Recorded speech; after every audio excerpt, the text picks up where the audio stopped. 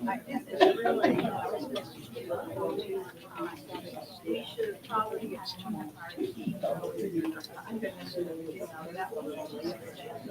Hey, on. Can you turn the mic back on? I was born with that. Saturday. My John, I told you. Yes. Yes. That's what I was trying to tell you. I was born with Thanks for your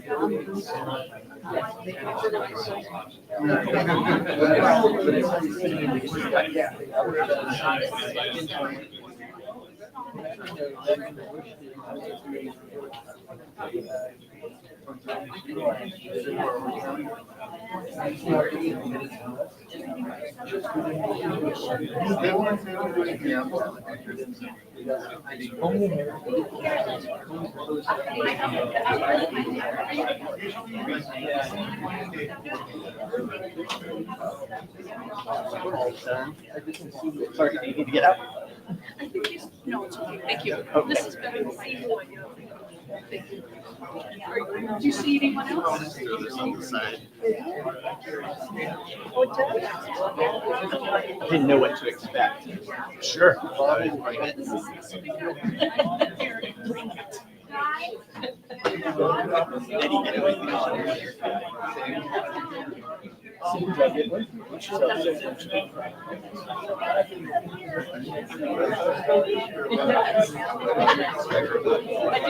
They have seats up front, but if you don't want to be recorded and you want to stay anonymous, then stay, back in your seats. Stay on the, stay on this side.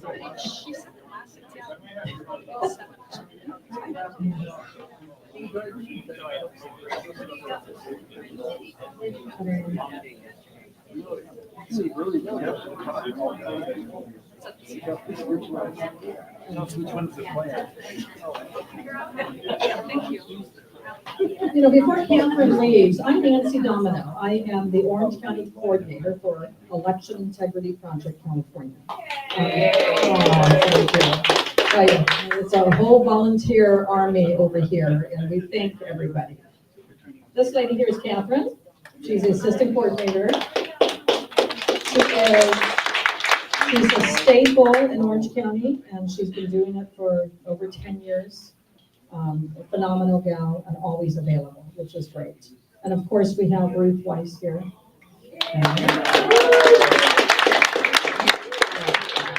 I want to say that she's the brains of the operation, and she probably knows more about election law than most attorneys do, which is great, yeah. And so the program, when we get started, will go about an hour. And Linda will talk, for a little bit and explain what's happening with our different lawsuits, federal lawsuit especially. And then we'll have at the end of the program, we're going to have a question and answer series for about 15 minutes. So save your questions for that. And I do say questions. We do not want any stories, please. Yeah, no stories. Or pontificating, yeah. And so the questions are important. We have a great, USA coming from United Sovereign American USA team coming from New York. And actually, we'll only have one of the speakers coming. The other one had an emergency. And then Linda will talk. And so we are live streaming now. Are there any questions? I do have to say thank you to the volunteers. We're a completely 100% volunteer organization. Yes. Call yourselves, please. None of us get paid. And so the time and the commitment that you provide to this organization is immeasurable. And I know a lot of us take care of other people. We have families, we have full-time jobs. And there are people that I see down at the ROV until midnight sometimes doing what they need to do, and then they get up and go to work. Sometimes they take a week off vacation in order to observe. It's a phenomenal organization, and it's our volunteers that make it happen. Especially Catherine. She'll call me sometimes at midnight. I say, no, Catherine, I need some sleep. If I text you in the middle of the night and wake you up. I apologize. That's when I get a lot of my work Yeah. done. But don't call her before noon. So I wrote a few things that will state, that your unwavering commitment, passion and integrity are really the bedrock which our constitutional republic stands on. None of us are compensated, and your commitment to upholding the integrity of our election process is duly commendable. You provide that extra layer of oversight. And by providing that, you provide the safeguard to our fundamental protections to our republic and our election process. And we attempt to hold accountable those that are responsible for conducting our elections. I'm trying, yeah. It's a testament to the fact when individuals come together in pursuit of a common goal, we have the ability to affect positive change and a meaningful impact. Without you, we would not be here. So I know there's a lot of people that contribute to this. Everybody here has helped. When they walk through that door, they say, what can I do? And that's so appreciated. Dave Shriver, who is the mayor of Staten, has been a longtime supporter of our facility. I mean, he's the reason why we have this facility. And so we have to thank him. He's off to some kind of she's always been, I'll tell you, I can call Nettie and depend on her. She is a volunteer, but now she's our sound technician. Anna's our media specialist. If you ever need someone to help out with media editing videos or otherwise, he'll probably have a card and, he's available, which is wonderful. And of course, Catherine, our assistant, I have personal thanks to her.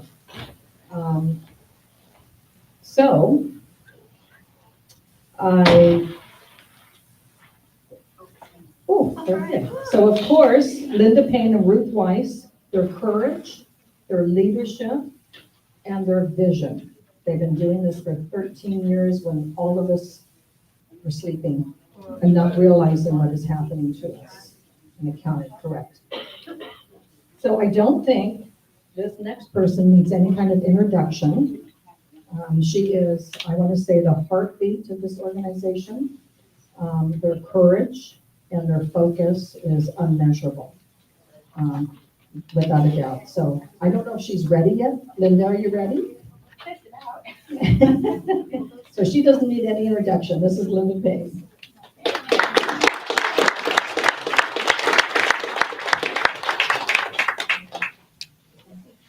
Hello, everyone. I'm so sorry we're late. I always forget there's traffic and more traffic. I'm so glad to be here and excited to see all of you. And it's flying into Orange County a couple of days ago. I just felt like, oh my gosh, I'm home.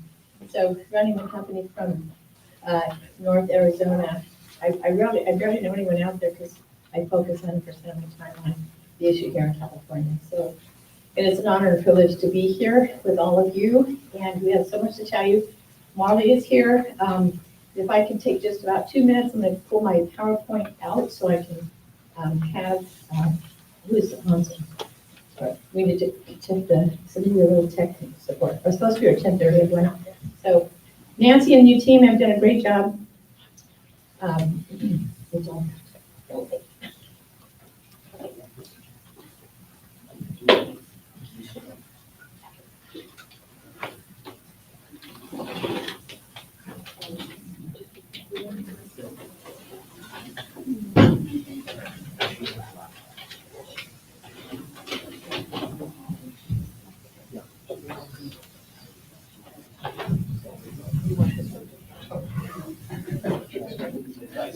Somebody sent me up here.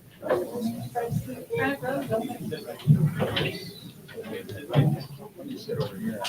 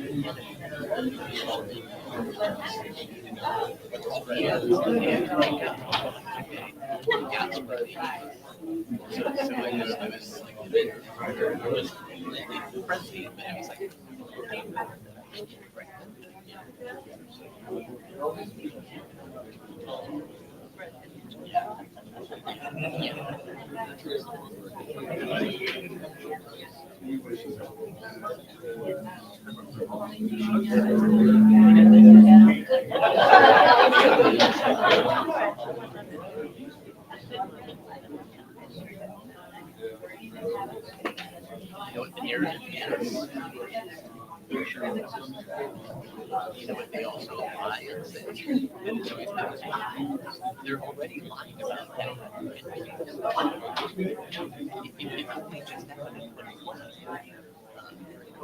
It only just happened in 2020. And they're already lying about that, and people don't remember.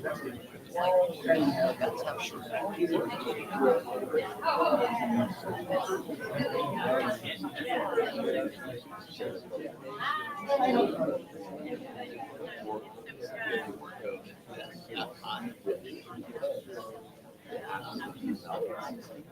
Yeah. Right. No, the permanent outside. See, if I look down there, then my beard would be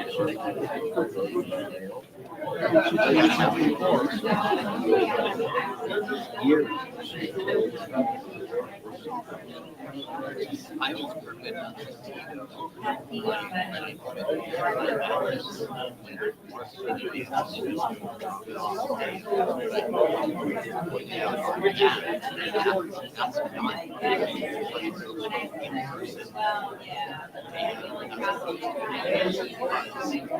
you're still going through all of those extra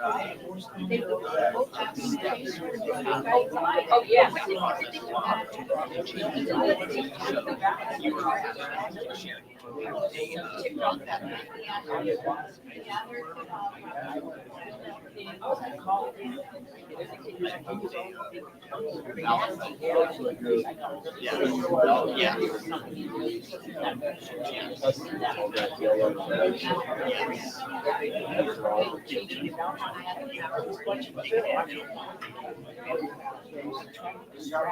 Yeah, you can surrender that in those days.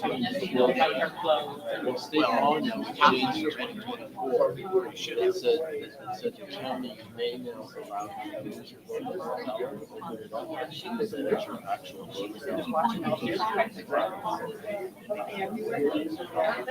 They just passed that law. All right, everyone, looks like we've got the pieces put in place, and we'll get ready to rock and roll. Ooh, baby.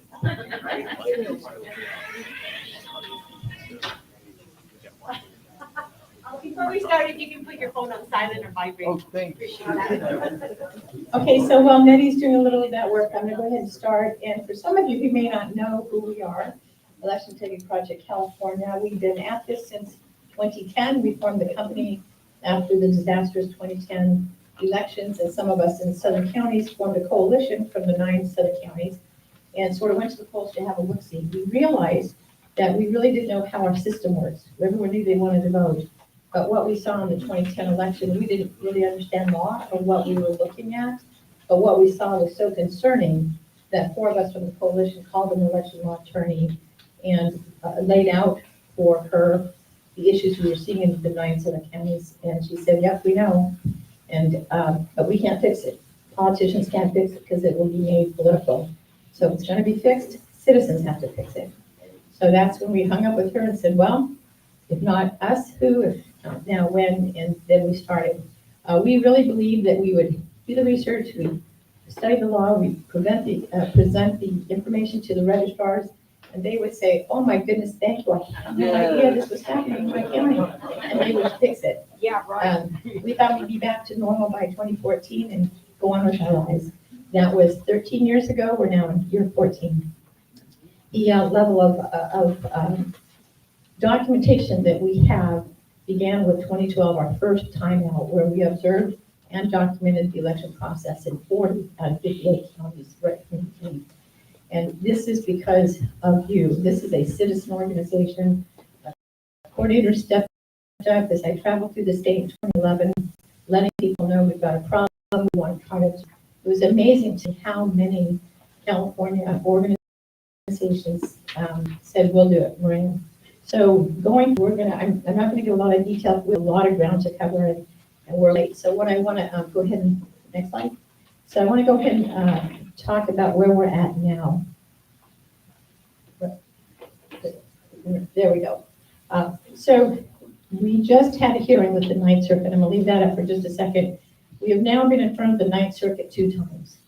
So after the 2020 election, or I should say by 2020, and before the end of the 2020 election, the EIPCa had documented and provided evidence to every jurisdiction level in the state of California, and even into the federal government, the Department of Justice and the Department of Homeland Security, all with nothing being done. In 2020, we documented the voter rolls by running the data before the primary, identifying the problems, sending reports to the Secretary of State and the counties, letting them know you've got duplicates, deceased, make sure they don't get a ballot. Please don't count them if they do cast a ballot in that name. We ran the data after the primary. Sure enough, vote histories for many of the names who came in. In June and in August of 2020, we ran the data again, continued to document where the issues were.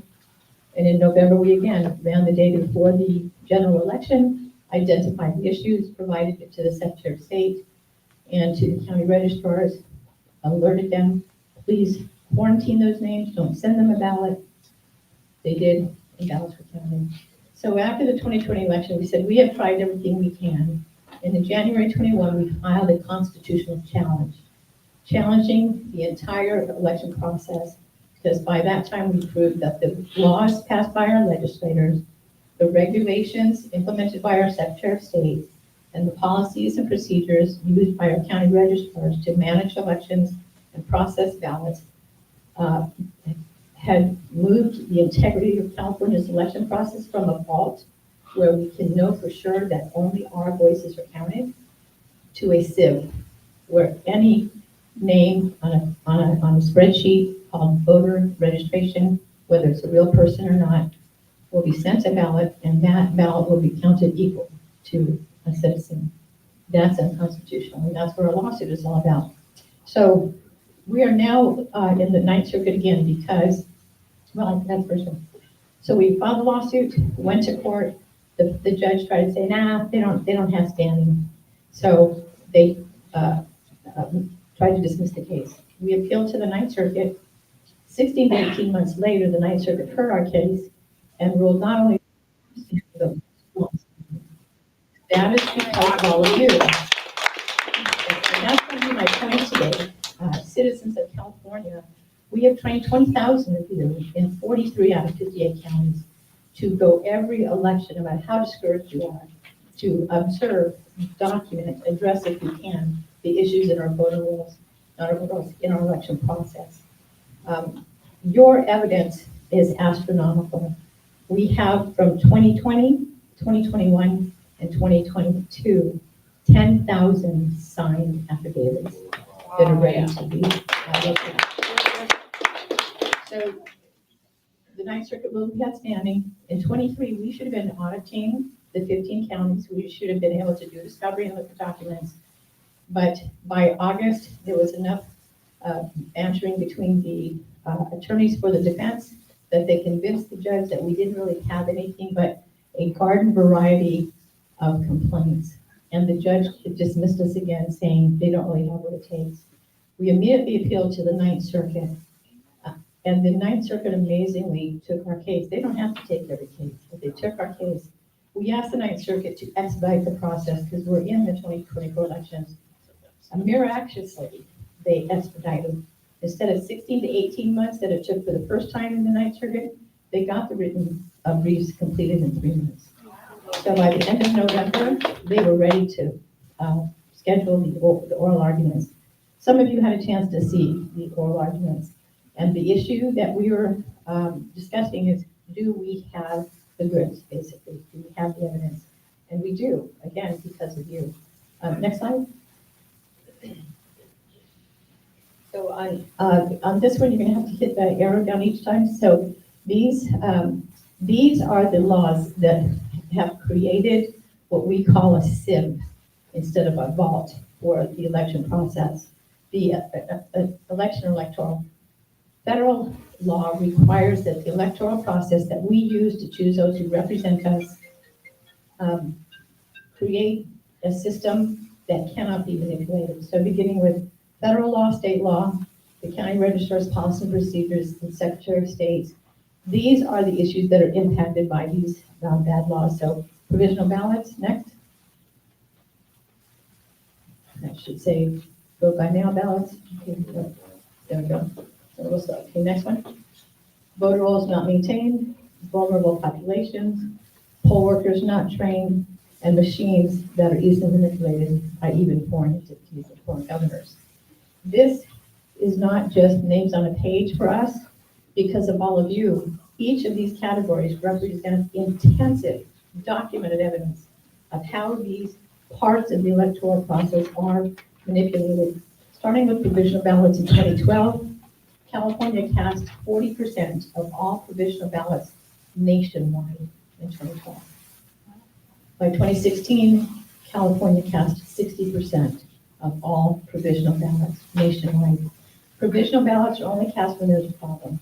If in 2016, we're casting 60% of all provisional ballots nationwide, that really gives you a glimpse of the serious problems in California's entire electoral process. Okay, next.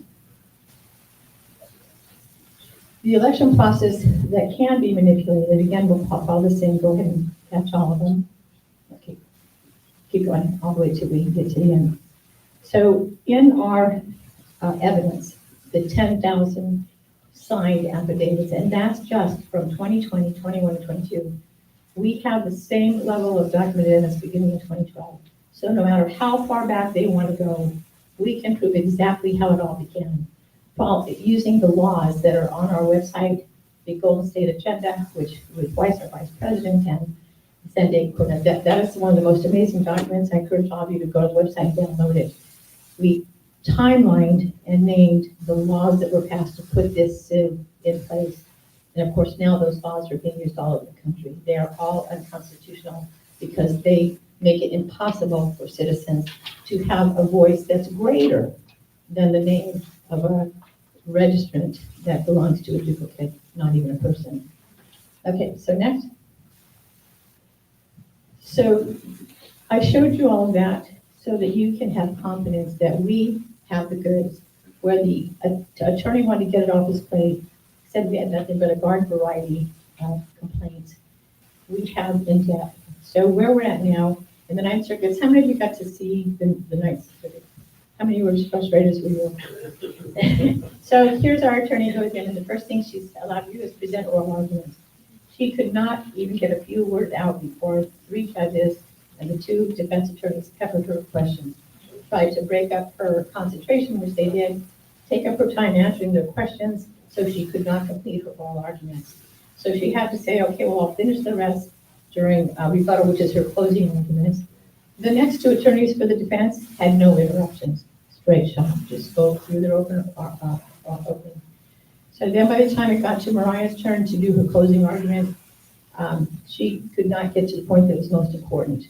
And those who watched the three judges, you'll see that one of them had our complaint in front of her, and she was able to switch it through them. She knew exactly what was in the complaint. The other two judges appear not to have read the complaint based on their questions. If they had read the complaint, they would not ask those types of questions. But what concerns us most, Mariah was going to connect the vote by mail ballots being invalid because many of the ones that are invalid have the names of people who are deceased. They're duplicates. They're not real people. They're names on the spreadsheet. And she was going to connect it with the vote by mail, the voter rolls that have the illegitimate names on the voter rolls because they don't maintain them. But you'll notice before she could get to the voter rolls and closing, the judge ended the session. We're done, goodbye. And there she stood with her most salient point that the voter rolls are directly connected to invalid ballots that have been counted. So what are we going to do about that? The Ninth Circuit can take up to 2 months to discuss and decide how they're going to rule. So if our lawyers think they still could rule in our favor, just because of the sheer volume of evidence you all have provided. So if they rule in our favor, then we have to be able to start discovery by about June. And in discovery, we'll be requesting all manner of documents from the state and from the counties. And we'll go into the counties and we'll look at the hard material, hard copy material, the remade ballots, the adjudicated ballots, the signatures on the voter roll, so that we can actually show them that what our observers have documented, that here it is in living color, a ballot of the choice X changed to choice A. So that's what we hope will happen, but they could just decide you don't have the evidence because they've prevented Mariah from getting that. If they do that, we will file an en banc hearing. Okay, next. So an en banc hearing is this: the federal appeals court will sometimes grant a rehearing to reconsider the decision of a 3-judge panel of the court in which the case concerns a matter of exceptional public importance, or the panel's decision appeals to conflict with the prior decision of the court. There is no prior decision of the court. The Election Integrity Project is the first organization in the history of the United States to provide this level of documented evidence that the process we use to choose our representatives is flawed. And not only flawed, it is unconstitutional because it's a system that was put in place by our legislators, whose constitutional requirement is that they represent the citizens, and by the Secretary of State, Chief Election Officer, whose primary job it is to ensure integrity in the electoral process. That's never been done before. So because of you, we have moved our way through the courts, and we will now be able to eventually take this question to the United States Supreme Court. Can these laws continue to be used when we have proven, the EIPCa means all of you, we have proven how they're being manipulated. So will life end up with an en banc hearing? That means we go before the full panel of judges, all of them. So there now is a mix of activist judges and constitutionalist judges. And that they will be able to determine if 10,000 signed affidavits from 43 out of 58 counties is enough to be considered more than garden variety clapping. Next. Okay, we're going to show our attorneys with Advocates for Faith and Freedom. I asked them if they could just give a quick statement to you. We were hoping to get them here, and they just could coordinate all of them. So if we have the recording, maybe can we go ahead and start the recording for Advocates for Faith and Freedom?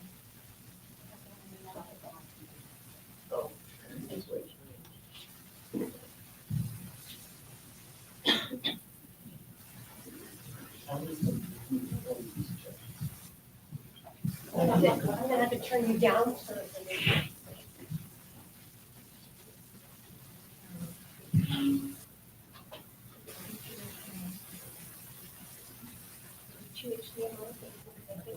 No.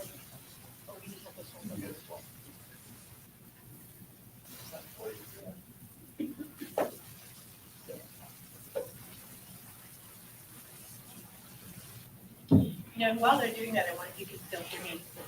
Not only do we have evidence from 48 out of 58 counties, citizens from all over the country sent in citizen statements because they had moved up to 10 years earlier and still are receiving vote-by-mail ballots from California and emails from Secretary of State saying it's not too late to vote. You should do it.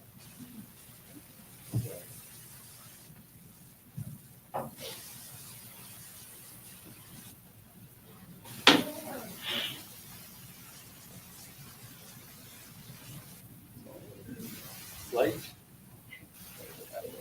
The sound is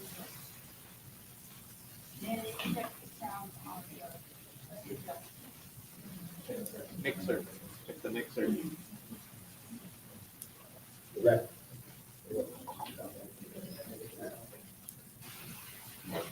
Hi, I'm Robert Tyler. This is Marly Hornick. We're here with Advocates for Faith and Freedom. We're a nonprofit law firm. We are proud to represent the Election Integrity Project, California, and possibly doing some work in other states as well with Linda Paine and the team. We are grateful for the support we've received. As a nonprofit organization, we rely on donations to be able to accomplish what we're doing, just as does EIPCa. I will first talk about one of our cases. We went to trial in Ventura County, and in that case, it concerned the fact that, in our view, Ventura County election officials impeded the ability to observe the elections in 2020, 2022, and will likely do so again in 2024. In that case, we were able to prove that the right to observe was significantly impaired and impeded by the actions of the election officials. They created zones where individuals could only stand in certain zones when they're observing signature verification. There really was no observation other than to be able to see that an election worker was sitting in front of a computer. But it was impossible at times for our clients, these election observers with the EIPCa, to even see the screen. They could have been playing solitaire on their computer for all they knew. And so we presented all this evidence to the judge, and unfortunately, the judge seemed to take the standard in his ruling that so long as the observers could observe the election workers working, that was enough. And we argued that certainly was not meaningful in terms of its observation. We argued for a standard for meaningful observation, not something that is just merely being able to see whether someone is sitting in front of a computer, but being able to observe their work itself. The judge was not willing to go that far. So we are up on appeal. This is a case of first impression based upon the new standards in California that we've had over the last few years. So there's no court of appeal decisions to really decipher and define what it means for meaningful observation. So I would encourage all of you election workers who are going to be out observing to consider that. We believe that common sense deems that you should have the right to be able to do more than just see whether somebody is actually sitting in front of a computer, whether somebody is looking at an envelope. You should be able to see that they're doing their job correctly. That's meaningful. And so keep track as you're going through and you're observing. We'll want to know every time that you are impeded in some way from determining whether someone is actually doing their job. Not whether you have not that you have the right to be able to declare a signature invalid, but be able to determine whether or not there's any meaningful review of those signatures. Next, we just a couple weeks ago, Marly Hornick argued in the Ninth Circuit in a federal case. So why don't you give us an update on that? You know, we're one of the only developed countries that has an election process like this. Even Mexico has a stronger election process than the United States, which to me is really sad. I think the United States should be paving the way for election integrity, and we should be far advanced than most developed countries. And instead, we're allowing all these procedures to take place, knowing that there's a lot of ways that people can manipulate the ballots. We are looking forward to this next election, and please keep track for all you volunteers, lawyers. Please keep track and really keep a close eye, take copious notes, and report them on the complaint forms that you're provided by EIPCa. By the way, in our trial in Ventura County, those report forms were very important to us, weren't they, Brian? We were able to use those forms and have witnesses on the stand to be able to testify as to what they observed. And it was very valuable, and I think, Lord willing, we're going to be able to reverse that case because we had plenty of facts in that trial. So we'll see, hopefully we'll create some better standards in California, but we're seeing the same sort of thing all over the country. And so in other states as well, we will hopefully be able to create some better laws so we have meaningful observation at a minimum. Thank you all you donors who are donating to EIPCa because they're helping to keep us afloat as well. We have donors, and EIPCa has some donors who are able to contribute and help us to be able to pay our expenses as we move forward. Thank you all for being a part of EIPCa. God bless you.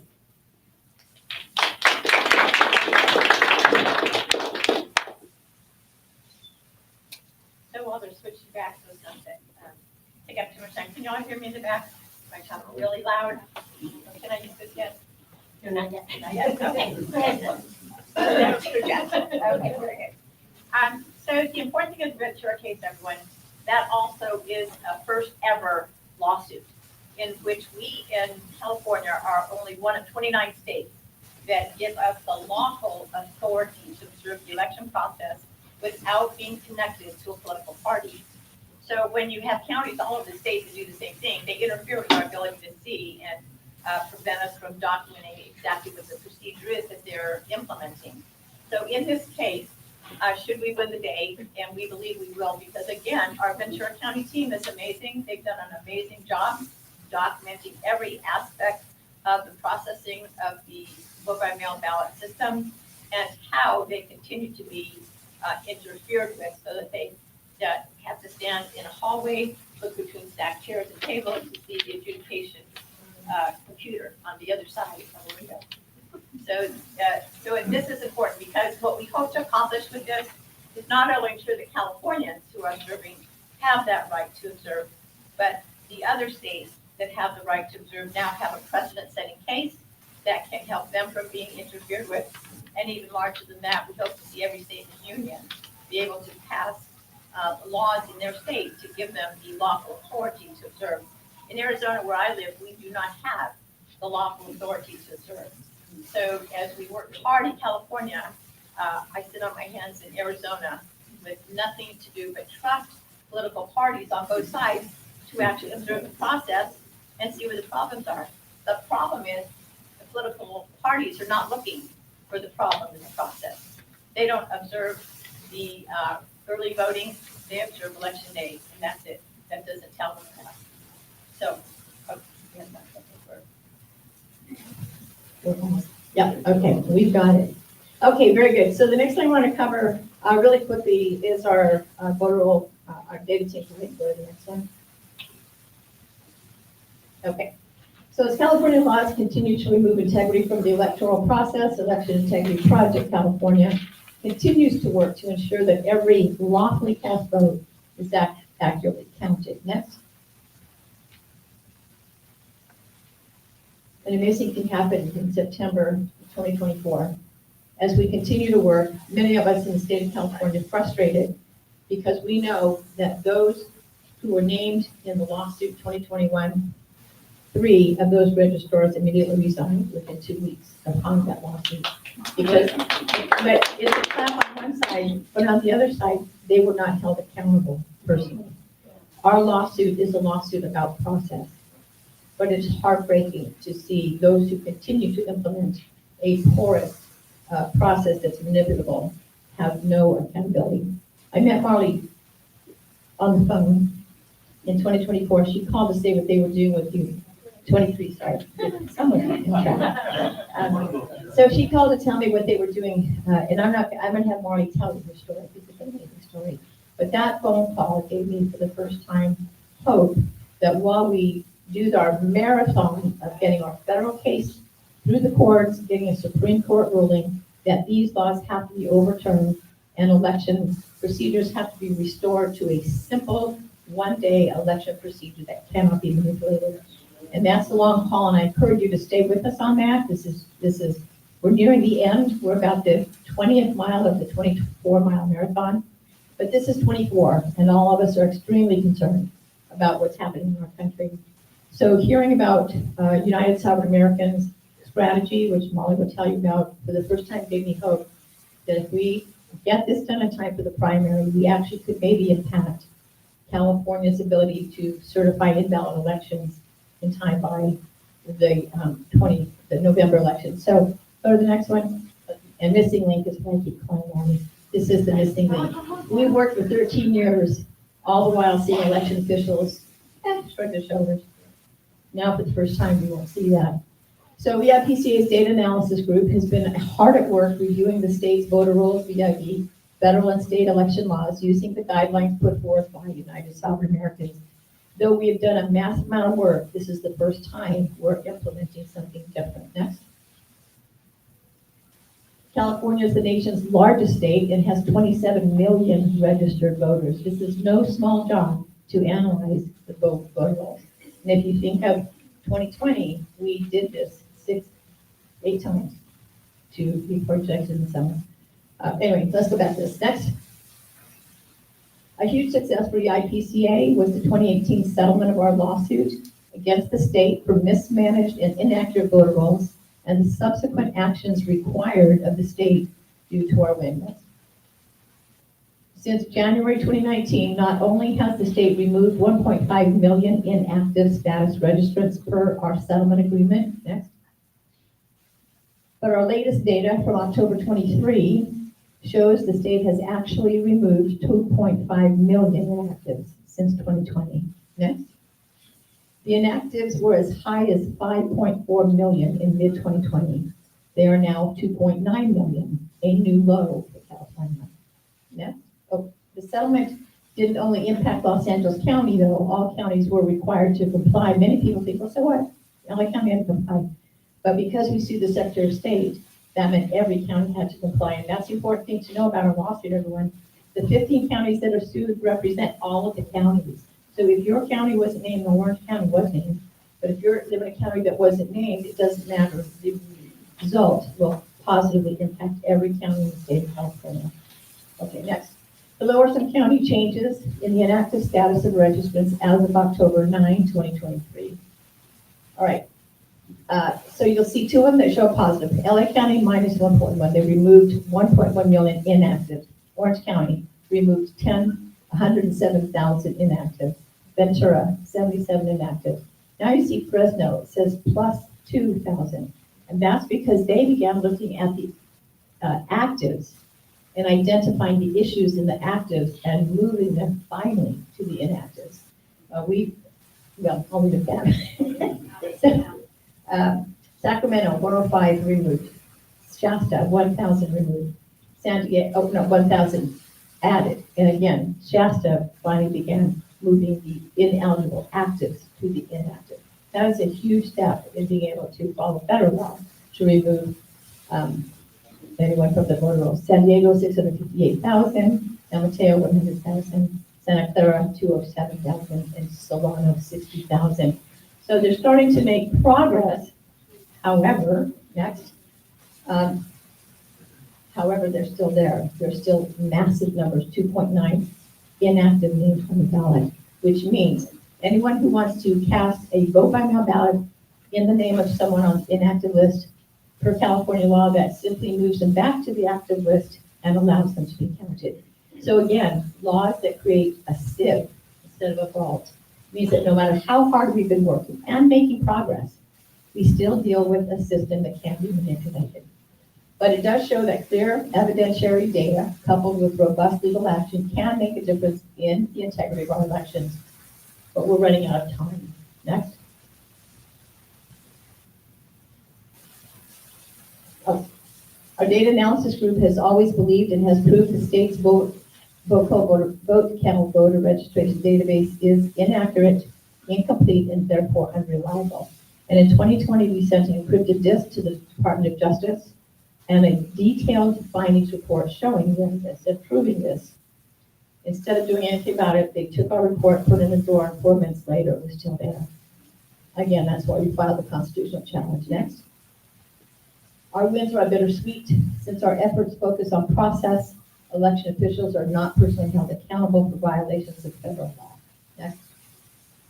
The EIPCa is now working shoulder to shoulder with United Sovereign Americans and its scorecard approach to quantitatively illustrate our concerns and show that both federal and state election laws are being violated. Next. So this is where you get to hear the real meat and potatoes of what is the scorecard strategy? Who is Marly Hornick? And what is USA doing? And why are we working so hard to bring Marly and the USA effort here to California? Marly?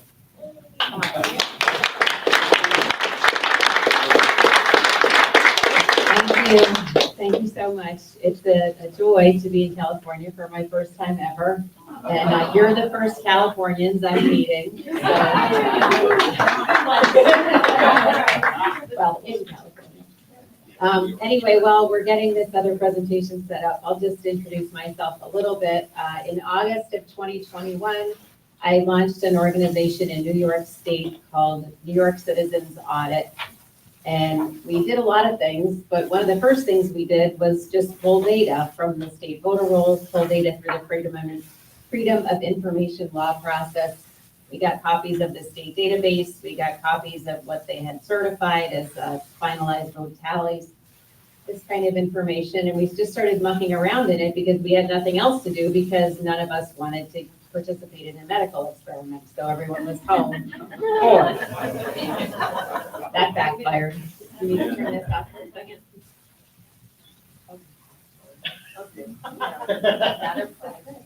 You need your eye scan. Yeah. I knew you took it. You can trust me. I'm a liberal. Yeah.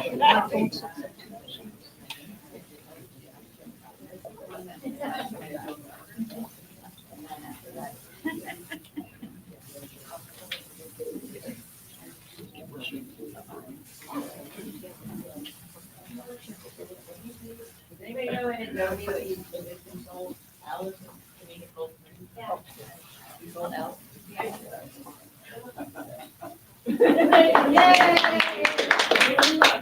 We all just put that on our screen before. It takes a team, I'll tell you. So anyway, we started looking at this data and we really didn't know what we were doing and what we were looking for.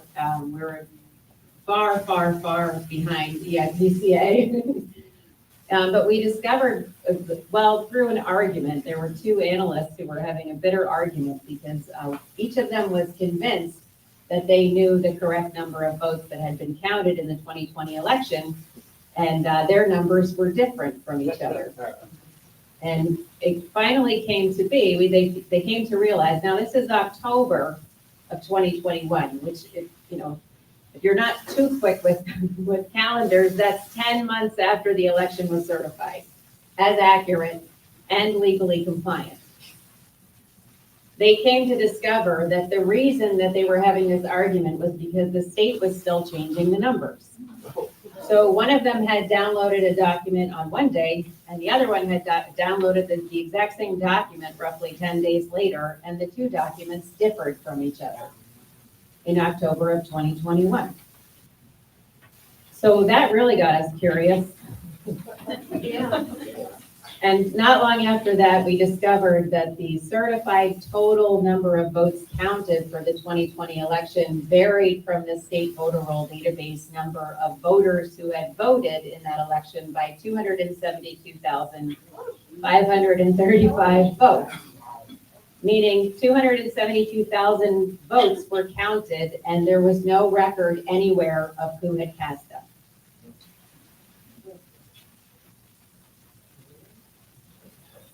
Among other things that our team continued to uncover, you may have seen me speak or seen a recording of me speaking at the pit, an event that was hosted by True the Vote roughly a year and a half ago in Phoenix, talking about algorithmic manipulation of the New York State voter roll database, which is, all fascinating, but it doesn't really help most people to understand what have we really found? What is the effect of all of this mess? Everything that you have worked on with Linda, everything that you've uncovered, what does it add up to?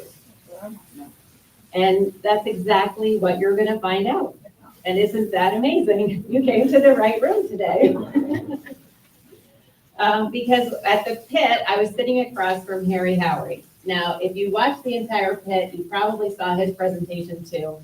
And he talked about the Help America Vote Act, which he helped to author, because at the time it was drafted, he was working in St. Louis County with Paul DeGregorio. He was working in banking. Harry was working in banking. He was working in helping 16 of the biggest 25 banks in the world process electronic transactions.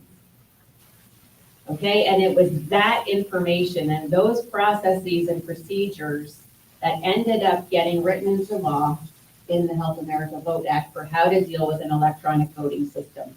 So he is the co-founder of United Sovereign Americans with me, because from the day of the pit on, we became allies in trying to do exactly what you are seeking, which is to measure the effect. How do we measure the effect, and how do we demonstrate in a clear and simple fashion that our civil rights have been abridged? That's simple. And Harry, unfortunately, was not able to be here today because also he was the chair of the U.S.-China Energy Policy Cooperation Agreements. He was in China for 12 years, and he was just summoned to Congress to testify in the impeachment trial regarding the energy agreements that are being investigated right now. So I'm sorry to say, he's not here, he's there. But anyway. It's extraordinary, actually, what you've now come into the room to find out about, and what we're accomplishing here with United Sovereign Americans. So let me get back to that. Basically, since the pit, we started taking all of the work we had done with New York Citizens Audit and turning into arguments that comport with the definition of election fraud according to the United States Department of Justice. And that's basically where we're about to start our journey. Because elections are extremely simple. A voting system contains 3 elements. It contains voters, it contains votes, and it contains counts. That is the entire election system. So every tool that's implemented along that journey to try to facilitate an accurate list of voters, an accurate set of votes, and an accurate final count, it either works or it doesn't work. Same thing. I'm a farmer. I'm a homesteader. I don't like to go into the weeds. I do enough weeding. Elections are so simple, and the tools are either working or they're not. So you now have my permission to stop wondering which tabulation system, which model, and which EL 1742 report you need. You don't need it, okay? The right of voting for representatives is the primary right by which other rights are protected. Thomas Paine, you could call him a conservative. Next page. No right is more precious in a free country than that of having a voice in the election of those who make the laws under which, as good citizens, we must live. Other rights even the most basic, are illusory if the right to vote is undermined. Justice Hugo Black, a progressive. Finally, we have something we can agree on. Next slide. The U.S. Constitution. First sentence, we the people. Second sentence, all legislative power vested in Congress. Third sentence, the people of the several states shall choose those representatives. That's how fundamental your civil right to vote is to America. It's the third sentence. And the first sentence is the preamble. Next slide.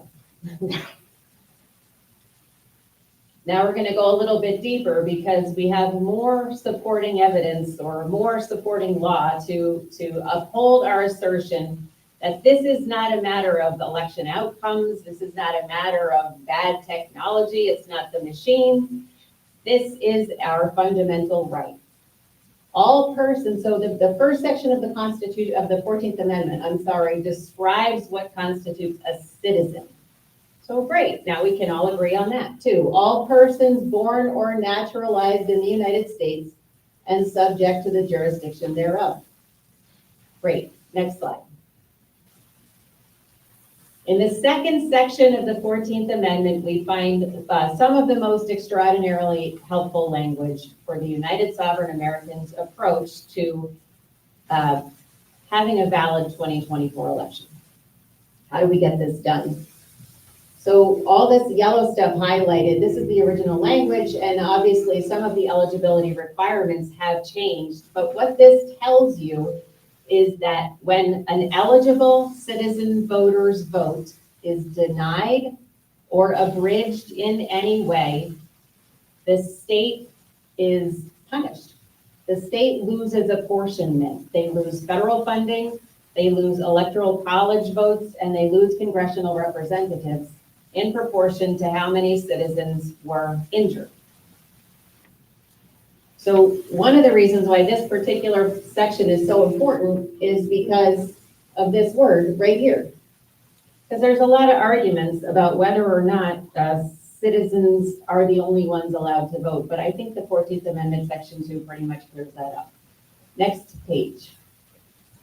In 1965, in order to secure voting rights for Blacks and other disadvantaged races, other folks who were traditionally and historically oftentimes denied the vote, the Voting Rights Act was passed. Now, how does Congress have the right to pass election law is a great question. Because election law specifically is relegated to the state legislatures, right? All processes and procedures, basically time, place, and manner of our elections is determined in the state legislatures. So why is Congress mucking around in elections? Because it's our fundamental civil right. So the Voting Rights Act is civil rights law, it's not election law, but it does uphold the concept that no matter what your race is, your right to vote cannot be denied or abridged. Next slide. In 1993, the National Voter Registration Act was passed. And this is where we start to get some teeth into what the United Sovereign Americans approach is that Linda was referring to with these scorecards. Again, NVRA is civil rights law. So this is not a matter of filing a challenge to an election outcome and hoping against hope that we produce enough evidence to convince and compel a judge to either invalidate a federal election or overturn the outcome of a federal election, which judges don't want to do because it's not their purview particularly. The best thing they can really do, a federal judge, is invalidate a state election. And basically you're like you're the professor and you give your student an F because the federal judge has no authority over that administrative process. So they really can't overturn an election. And plus it's a big challenge for one person. It's contrary to the idea. Again, that third sentence is that it's the people who choose the representative, not a judge. So you're still defrauding people if you allow a judge to overturn an election, unless the evidence obviously is very compelling, which is very rare, as you've seen. So in NIVRA, we discover that Congress has decided to pass the National Voter Registration Act to protect the integrity of the electoral process and to ensure that accurate and current voter registration rolls are maintained. Again, we're back to that we have three elements of an election: voters, votes, and counts. So right now, we're securing the part of the election called voters. Because once a registration appears in a voter roll database, that person is considered to be eligible to vote. It's that simple. So if they're in the database, they're qualified to get a ballot. It's assumed that that registration record was vetted. It's assumed that, like in banking, you have KYC laws, right? You don't give a loan to someone who hasn't given you their apartment number. Because if they default on their loan, then you get to the apartment complex and you say, well, hey, does anybody know Jerry, right? It's like, who's gonna turn Jerry over? Nobody. You have to know exactly who that person is and exactly where to find that individual. And you have to validate and verify that they're qualified to receive that loan. So somehow in our voter registration process, the assumption is, and it is the affirmative duty of our registrars, to validate and verify the identity of those, appealing for the right to vote. And if they're not qualified and they're in the database, that's a problem. Next slide. And the Help America Vote Act of 2002, again, this is where we start to transition, or we really pivot into a completely electronically managed voting system. And the requirements for the databases at the state level. So this is one of the reasons why United Sovereign Americans has taken the approach of working only with state voter roll databases whenever we've been able to get that information, because it is the state voter roll database that is recognized as a federal document. So all of the county databases and all other information that's floating around the state ultimately siphons back up to the single document that is the responsibility of the chief election official of that state. And the chief election official is acting in accordance with that provision in NIVRA, got to be accurate. They're the one holding at the end of the day. And the database contains the name and registration information of every legally registered voter and assigns a unique registered voter, right? Legally registered voter can only cast one legal ballot. Next slide. Now, before we go back deeper into HAVA and a couple specific issues, we need to ask ourselves, okay, how do we these three elements of an election: the voters, the votes, and in the Federal Prosecution of Election Fraud Guidelines, a book published by the United States Department of Justice, this comes from the 8th edition, 2017, we find a definition of election fraud. Wouldn't you know, it has to do with corruption of one of three processes: obtaining and marking of ballots, counting and certification of election results, and registration of voters. See, the DOJ understands there's only three pieces in an election. It's only social media. Next slide. Okay, now HAVA gave us one more beautiful gift wrapped up in a bow. Finally, they said, let's get an accuracy requirement for federal elections. Let's decide where the line is standing around these three: voters, votes, and count. And they did. And so in case anybody wants the citation, you don't have to take my word for the next slide. Okay, a completely different document, of course, and it's almost impossible to end up finding voluntary voting system guidelines, but this document is law. And it gives great language. Accuracy is defined as the ability of the system to basically consent of the voter. So when you hear people talking about how a voting system consists of tabulators, poll pads, and whatnot, it's not true, because the legal definition includes the voter. To be very clear. And it turns out that the accuracy requirement is set at a sufficiently stringent level such that the likelihood of voting affects be removed. Close elections. Now, the accuracy requirement in this particular writing is 1 in 10 million ballot positions is the maximum amount of error. The ballot position is a circle on a ballot. So depending on how many races, basically the number of ballot positions can vary a lot. So in 2005, this is still required. It's not the second option, but they kind of took it as a second option. The standard 1 out of 125,000 error, which is a maximum error rate in a federal election of 0.00%. Next slide. Okay. I covered this already, but it is interesting language. Basically, just in case you think I'm crazy, Congress passes laws to combat false voter registration. So accustomed to this conversation,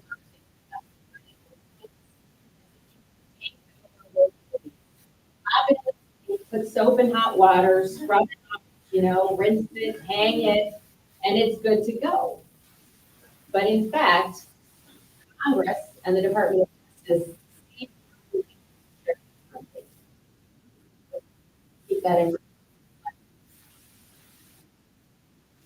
So here is a conduct that constitutes federal election fraud from DOJ Federal Prosecution of Election Offenses Guidebook. Voting in federal elections for individuals act as created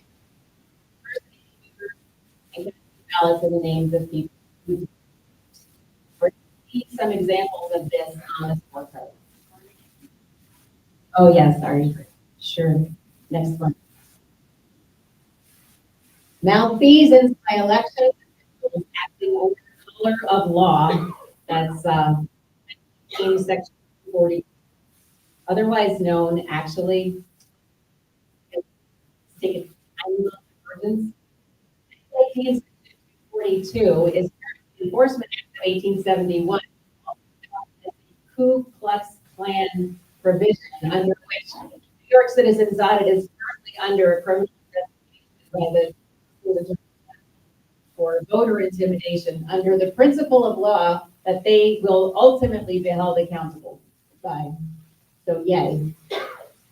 Under color of law, by performing such acts as diluting valid ballots with invalid ones, rendering false tabulations of votes, like for example, 10 months after an election is certified as accurate and compliant, changing the tallies.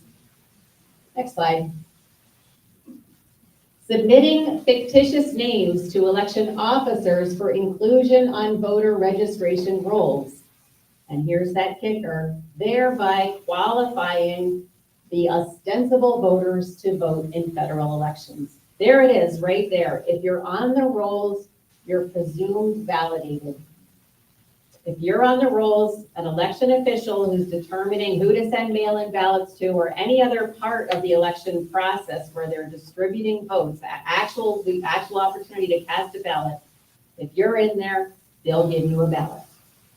Next. Knowingly procuring eligibility to vote for federal office by persons not entitled to vote. And they give two examples of people who are not entitled to vote, which is felons and non-citizens. But there are other people not entitled to vote. Now, the next question is, did any of this happen in California? Next slide. Come on, you gotta laugh, right? You really have to. Okay, here is, this is a draft version. The California analyst team is not quite complete with their process, but we've reached such a great point that we felt confident about putting this draft information up. What we have here, we believe, is absolutely accurate and correct. Were the voter rolls accurate? This is the first question we have to ask, right? Because they have to be accurate. NIVRA says the voter rolls have to be accurate, so were they? At the time of the administration of the 2022 general election is when we're specifically asking this question. Well, we have 45,401 illegal duplicates. So you have a particular voter who is already registered to vote. For some reason, their registration record is copied in the system. And there are some reasons why this takes place. None of them is legal, which is why we identify them as illegal duplicates. No matter what the registrars say about the process, well, we were doing this, or we were doing that, or it came from the DMV. It's illegal. You can't have more than one ID. Remember, HAVA says a unique statewide identifier. Okay, so that's one category. We have 33,597 people who are over the age of 115, which is the oldest known human being in the United States of America. So they can't be alive, but they appear to be alive according to the voter roll database. Age discrepant people who are either not yet qualified to vote because they registered. I can't say exactly what the dates are in California. I know I was showing a piece of data the other night in Greene County in New York, and we were looking at voters who registered when they were minus 57 years old, which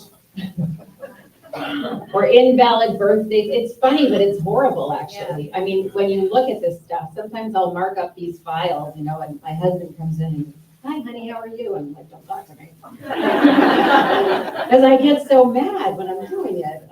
I'm not an angry person, really, but look at all these. Okay. Incomplete or blank addresses, you have 459,264. So if you have a mail-in or a mail-out balloting system, you have 460,000 people who are qualified to receive a mail-in ballot, but the address that's provided in the voter roll database cannot get the ballot to that person. So where does the ballot go?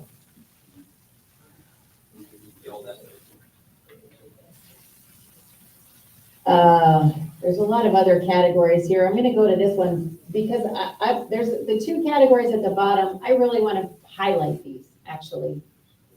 You have 132,000 people whose birthplace, which is, again, it's not an eligibility requirement, but it is a piece of data that the California state elections officials are tracking for whatever reason. Can you okay?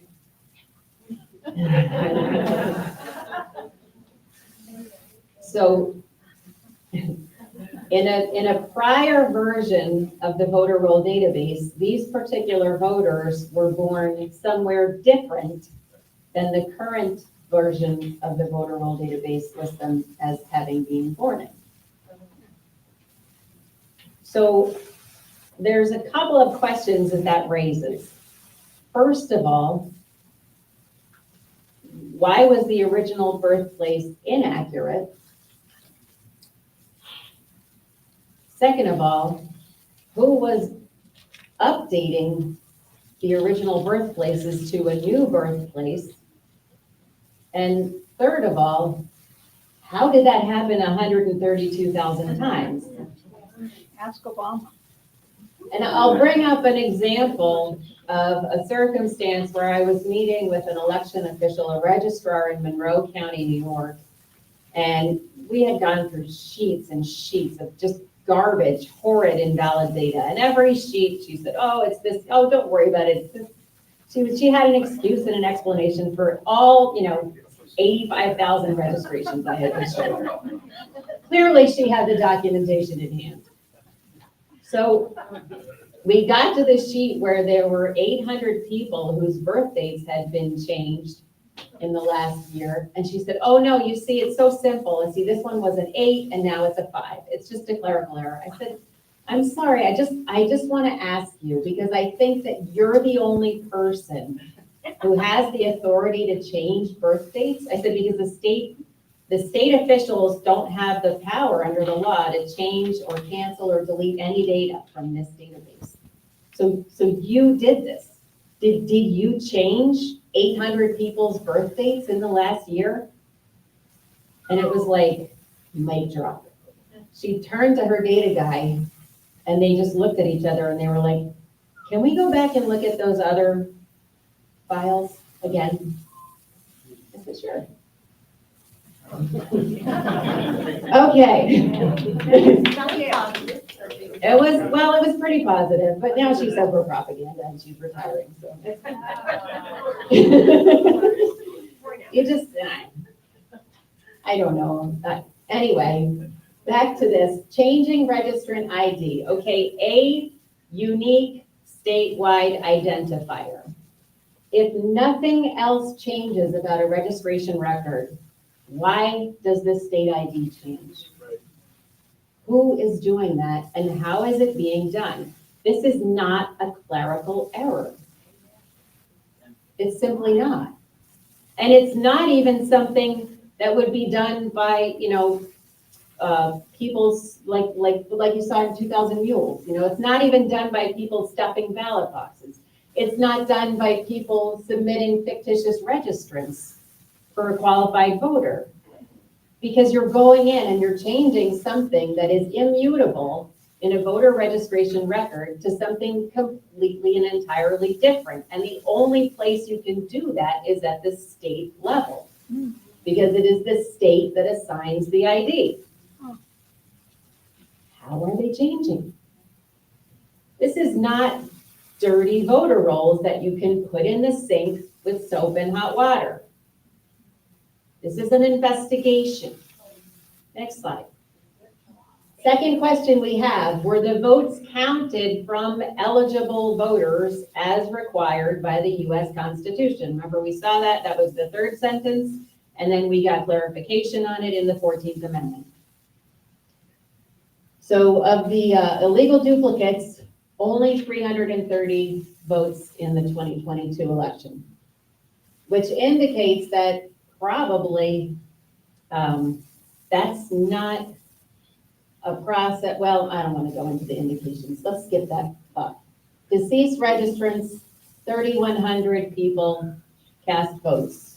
Okay, but here we go with the invalid addresses, 115,548 cast votes, but their registration records don't comport with the law. It doesn't mean that they couldn't be repaired. It doesn't mean that every one of those 115,000 individuals is not a qualified voter.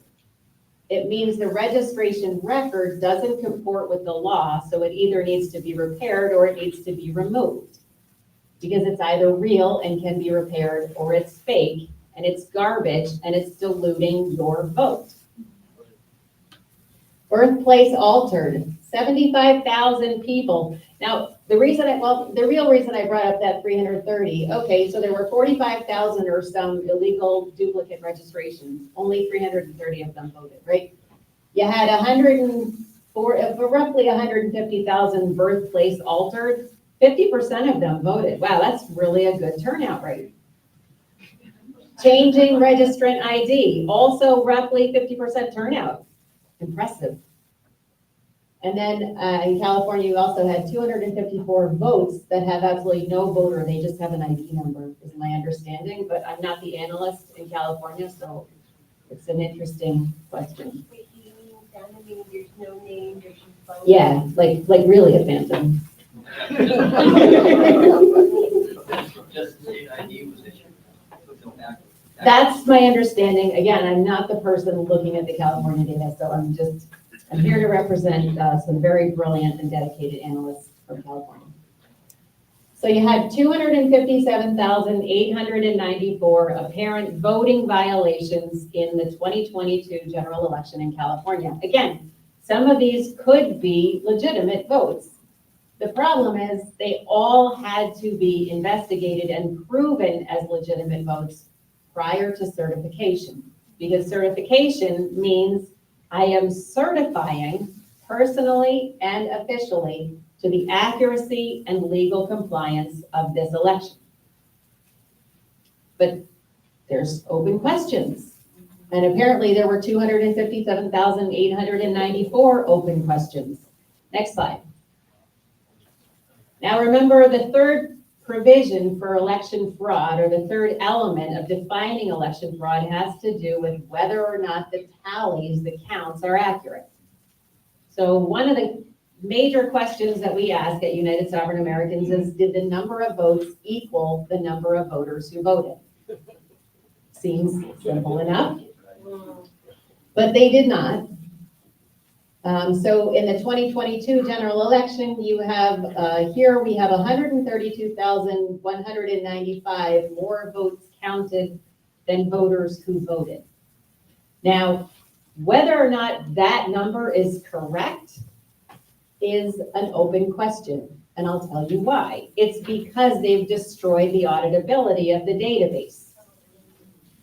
So what that number would have been the day after certification is different than what that number will be in 2023, because they're saying, oh, the voters are moving around and they canceled all those registrations, right? They dumped all those invalids, they dumped out a whole bunch, maybe they dumped out a whole bunch of 2022 votes, but the election has become inauditable. So according to the data that the state provided, this is what appears to have happened in the 2022 general election. And if they would like to argue about that, United Sovereign Americans is happy to run an analysis on the correct set of data. Next slide. Finally, remember there was that accuracy requirement.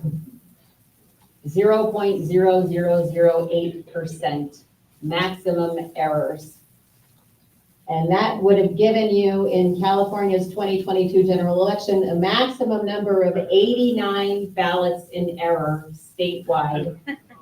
And you still have the right to certify that as accurate without investigating. Because remember, and I really hate to break this to you, I always feel terrible when I have to tell audiences this, but the problem with elections is that when you have elections for Congress and Senate and President, there's a lot of money and power involved, and sometimes bad people cheat. So that's why we investigate before we certify, because we have to know. It's the third sentence of the US Constitution. We choose the representatives, not the registrars. They're not the ones choosing. They're the ones administering an accurate, legally compliant process to guarantee and verify that our representatives serve by our consent, period. Next slide. Here's just some Supreme Court decisions. One of the really amazing things that I discovered personally in the process of developing this USA strategy with Harry is that there is a long and robust history in the United States of America of prosecuting election misconduct. You will almost never find a circumstance where an election is overturned by a judge. The outcome of an election is nearly untouchable.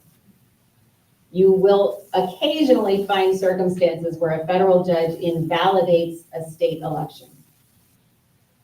But you will very frequently find judges happy to prosecute election misconduct because it violates the civil rights of the citizens.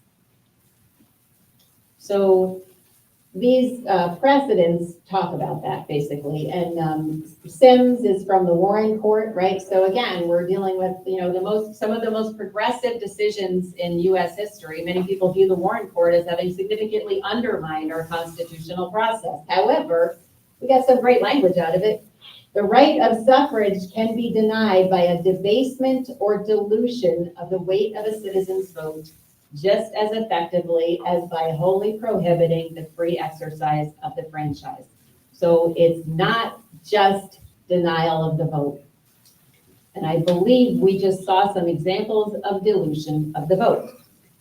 The right to vote can neither be denied outright, Wynn versus United States, Lane v. Wilson, nor destroyed by alteration of ballots, US v. Classic, nor diluted by ballot box stuffing, Siebold and Saylor.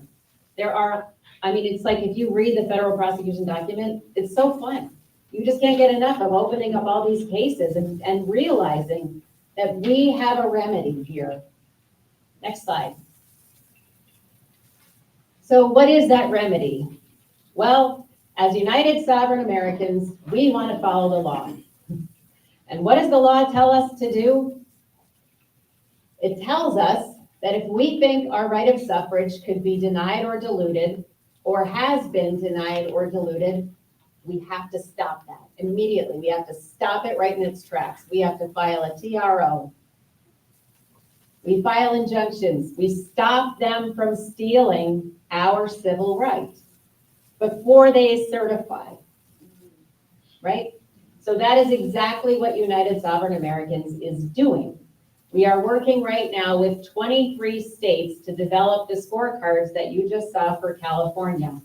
And what we intend to do with these scorecards is file these TROs in every state where we can develop a scorecard like this that provably demonstrates that the civil rights of the citizens of that state were disenfranchised, were debrided at the time of certification of that election. I don't care why. I don't care who did it. A TRO just says they can't do it again. This can't be allowed to happen one more time. And that's our first goal for the 2024 election. It's what we call at United Sovereign Americans, election validity. If the election is not valid, then it cannot stand. So next slide. The other thing that we hope to do with United Sovereign Americans is to hold people accountable. This is a separate legal matter because we can't risk the TROs getting entangled with evidence that could take years potentially to make its way through the courts. A TRO is an emergency procedure.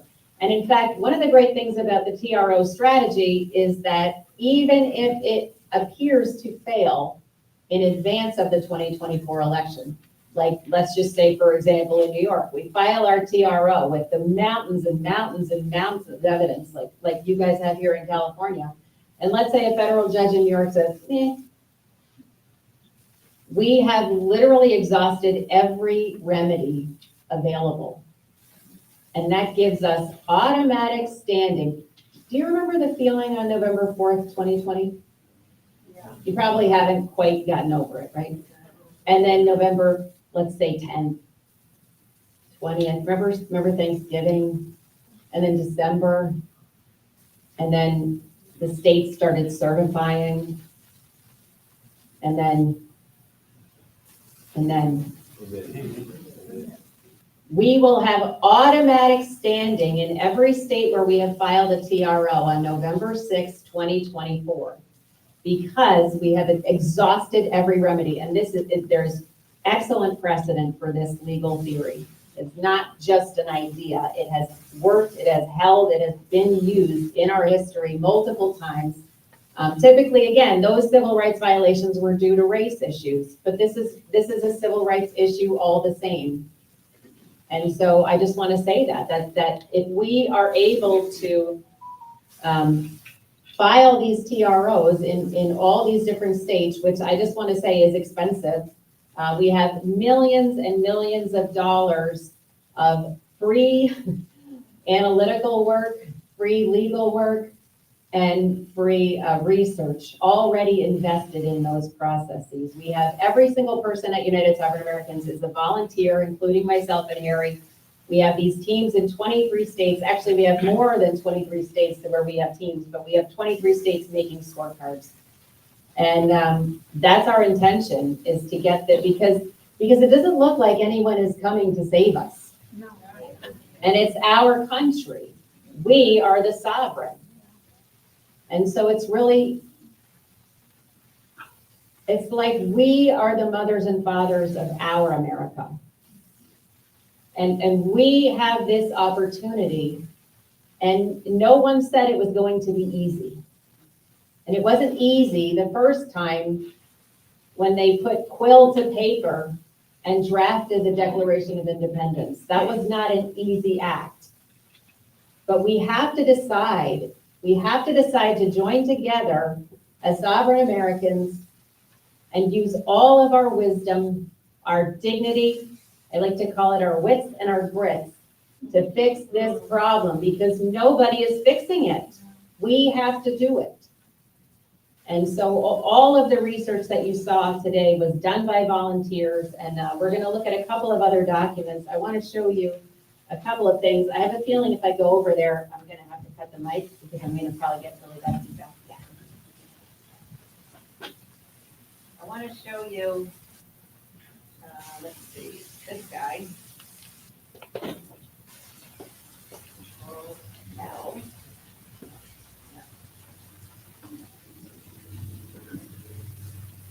Okay. So this is data from New York that's built off of the New York scorecard. This is New York data built off the New York scorecard. The scorecard enumerates every violation. This sheet reconciles the data, just like you're gonna balance your checkbook. We balanced the checkbook for New York for the 2022 general election.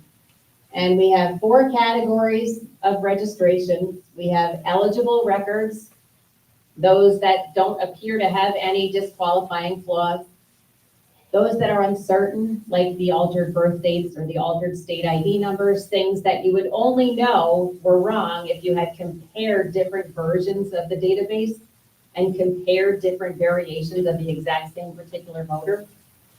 We have the ineligible records, the ones that clearly violate black letter law.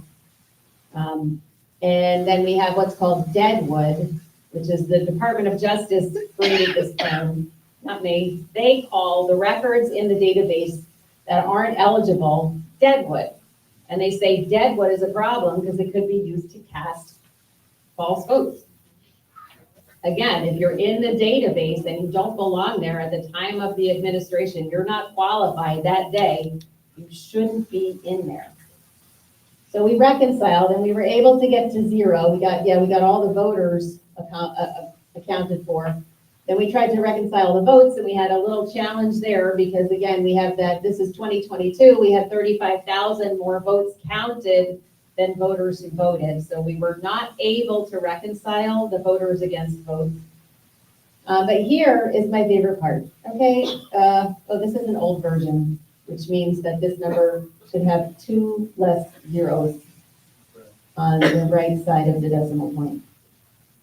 I guess I better dump this before I do that again. But we calculated, and here you go. This is for you. I don't know what your name is in that lovely coral colored blazer. This is for you right now. We calculated the effect. The database had a 14% registration rate at the time of the administration of the 2022 election. The vote had a 12% error rate. And there was a federal election in New York with a 0.6% margin of victory. Who here works in numbers? Bunch of you, right? You can't give a trustworthy reading at 0.6% with a system that has a 12% error rate. It can't be done. No one needs to trust in the outcome of that election. And I'm not here to undermine people's faith in elections. That's already happened. We just measured it. And it was the responsibility of the election officials to provide us with an accurate result. And I think I forgot to read COI, so that was an oversight. Can you go to the next, like if you scroll, yeah. Okay, so again, this is an older version. We made it prettier and it got easier to read. But in New York's 2022 elections in which the error rate exceeded the margin of victory, U.S. Senate, that's Chuck Schumer, congressional districts 1, 3, 4, 17, 18, 19, 20, 22, and 25. And to be clear and quite honest, 50% of those races are Democrat and 50% of those races are Republican. I have no idea who won them, and neither does the Board of Elections. And I'm going to show you one more. And for that, I think I'm going to have to actually stay over there. Oh, here's the off. There we go. Yeah. This is, yeah. And I think I forgot to read you boys, so let's just read that because.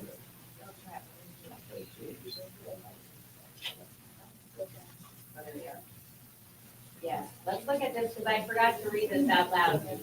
This is how we hold them accountable. This is good law. This is from 1888. Congress seeks to guard the election of members of Congress against any possible unfairness by compelling, under its pains and penalties, everyone concerned in holding the election to a strict and scrupulous observance of every duty devolved upon him while so engaged. The evil intent consists in disobedience to the law. Election fraud is not like other fraud. Actually, I am going to use my first section. Elections are a zero trust system. You have natural adversaries in an election. I don't have to trust you, and you don't have to trust me. So how do we have confidence in the outcome of an election? It's because the election officials walk a tightrope, and they never, ever waver from the law. That's what this means.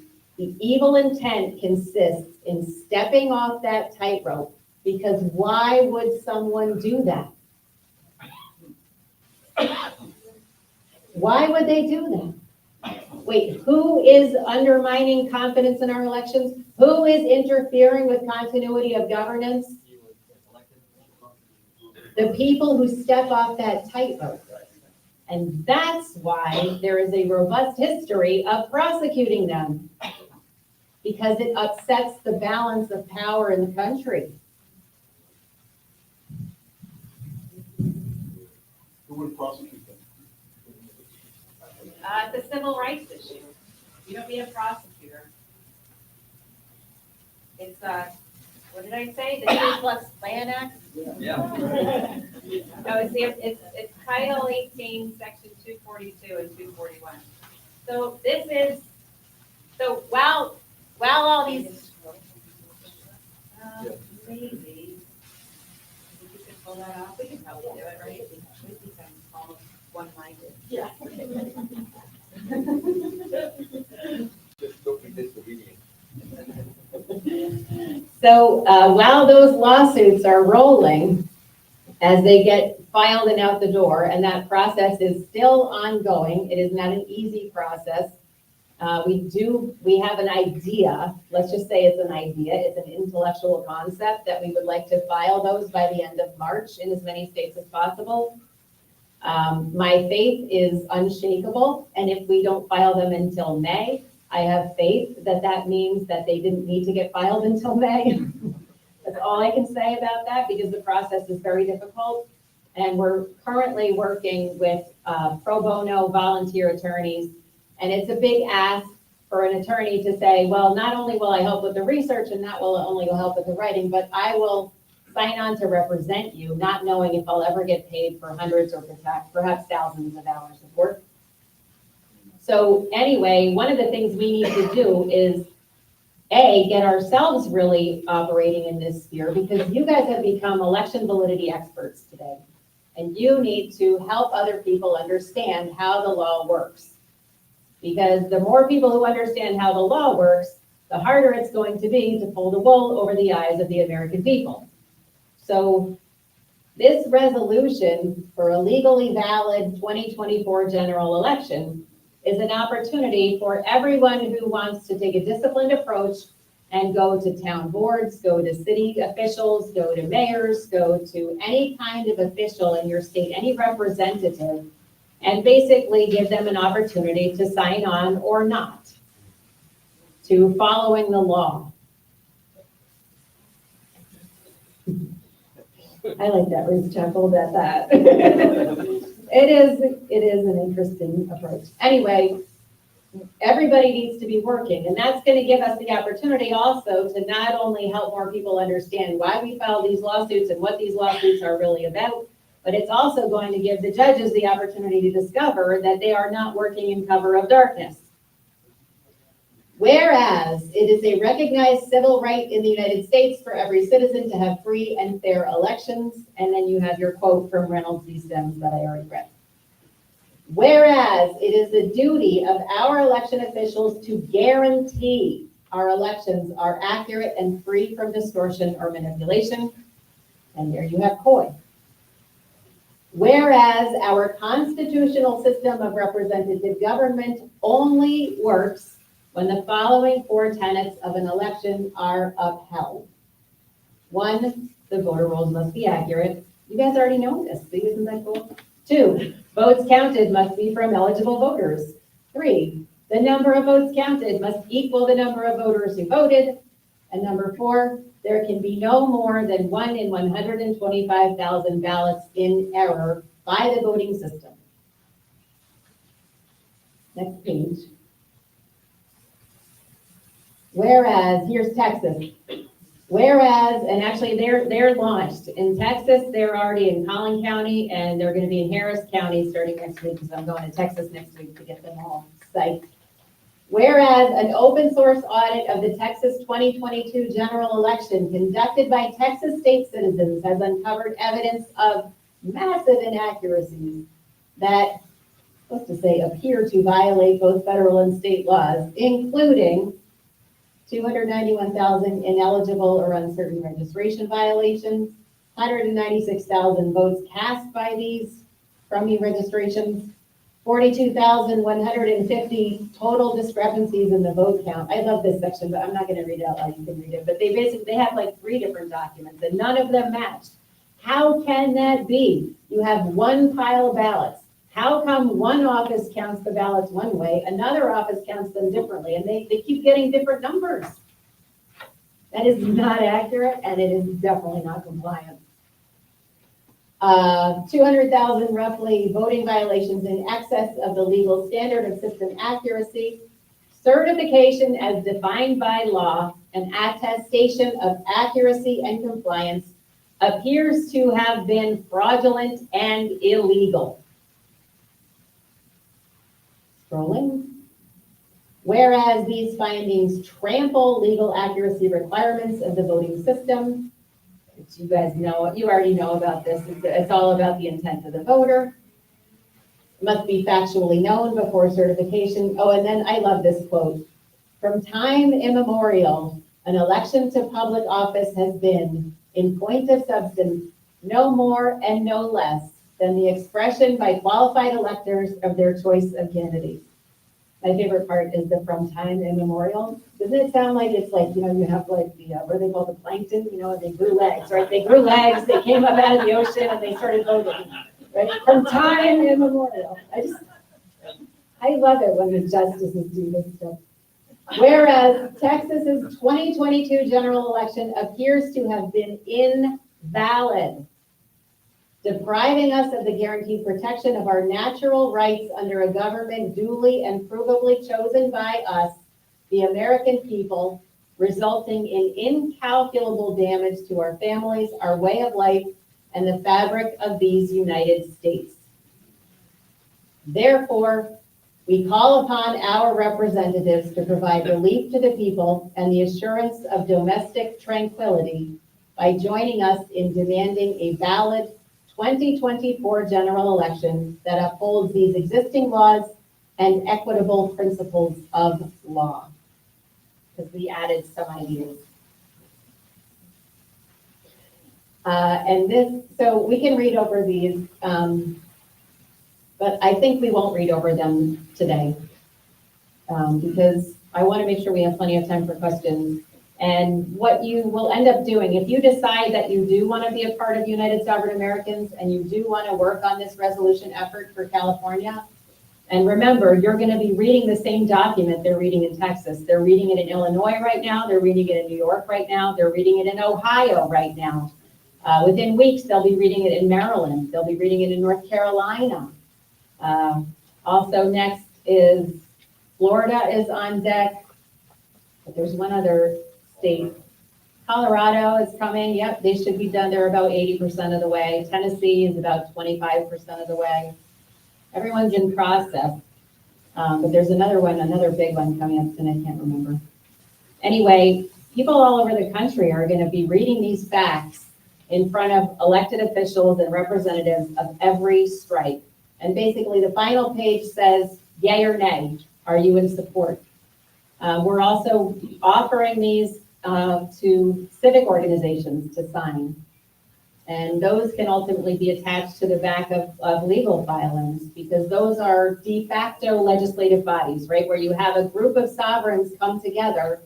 Again, we're not legislators under the law, but we are authorities under the law. And so you have a civic organization. So all of this is possible, but if you decide to volunteer with United Sovereign Americans, you're going to get training on Wednesday nights. All the different states come together. We call it the Stars and Stripes Call. And you're going to go over all the principles here that are outlined, have any questions answered, hear about presentations that worked, hear about presentations that bombed, hear about the, the responses, and I don't know, the subpoenas, whatever ends up getting filed as a result, I can tell you that the New York State Board of Elections doesn't like that we did this in New York. So as you say, I think it works.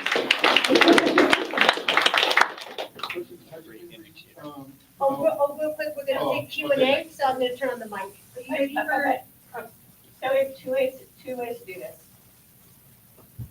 Two ways to do this. We can hand everyone a card. You can write it down and we can read the card for you. Or if you are very self-disciplined, Yes. we can let you speak into the mic and ask the questions. We do not have time for you to tell your stories and express your frustrations and all manner of conversation you might want to have since you have a mic in front of your face.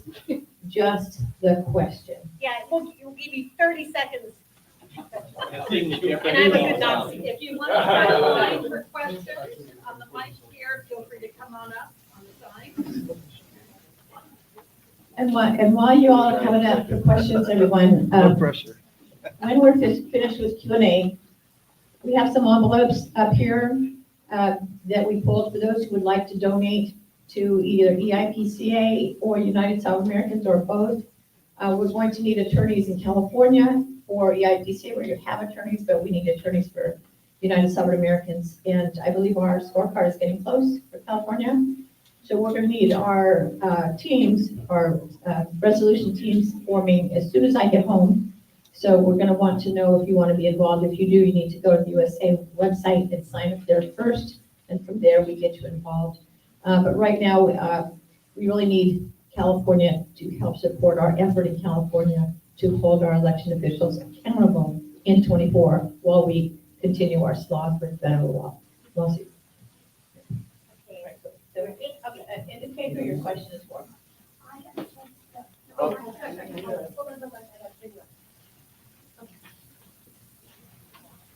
My question is about the California, the registered voters, 27 million, 27 million people live here, and including children under 18, and also including even not affected, even that not that hard. Can we adjust the echo? I had a hard time understanding the question.